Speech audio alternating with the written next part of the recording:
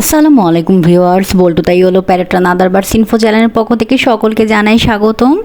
এটা হচ্ছে সূর্যমুখীর বিচি। ওকে এখন 3টা বাজে। 3টার সময় আমি বলেছিলাম বল্টুকে কী কী খাবার দিই দিনের বেলা, সেইটা নিয়ে একটা ভিডিও বানাবো। তো গত দিনে দিয়েছিলাম সকালের দিকে কী দিই।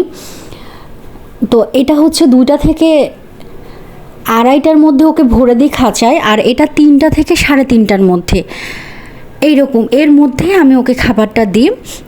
তো এটা হচ্ছে কুসুম ফুলের বিচি, এটা বেশি দেওয়া যাবে না। আপনি হাতে গুনে 5-6টা বা 10টা, এর বেশি দিবেন না। হাতে যতটুকু উঠে একদম ইয়ার মধ্যে এক মুঠ না, একদম সামান্য পরিমাণ এটা দিবেন। এটা বেশি দেওয়া ওদের জন্য ক্ষতিকর। আর জাভাদের ধান দিয়ে রেখেছি, ওদের সকালবেলায় একবার একটু দিয়ে দিই ধরে, সেটাই ওরা খেয়ে ফেলে। আর বল্টুকে বেলায় বেলায় খাবার দিতে হয়, সময় অনুযায়ী খাবার দিতে। এটা আপনি আপনার পাখিকে যখন পালবেন তখন আপনি এটা বুঝে নেবেন, মেজারমেন্টটা আপনিই করে নিতে পারবেন কম বেশি কী দিবেন না দিবেন। এটা 1-2 দিন একটু নষ্ট হবে, 3 দিনের দিনে আপনি ঠিকই ইনশাল্লাহ শিখে যাবেন। আমিও একদিনই শিখিনি। আর এই যে বল্টু সূর্যমুখী বিচি দিয়ে তো দেওয়া হয়, আর সকালে ছোলাটা দেওয়া হয়, আর বাদবাকি সময় সে বাইরে থাকে। এই দেখেন এইভাবে করে নোংরা করে। প্রতিদিন কিন্তু খাঁচা ক্লিয়ার করা সম্ভব না। হ্যাঁ, কেউ যদি পেপার না দেয়, চট করে বের হয়ে ধুলে আবার বের করে রেখে দিলে এরকম।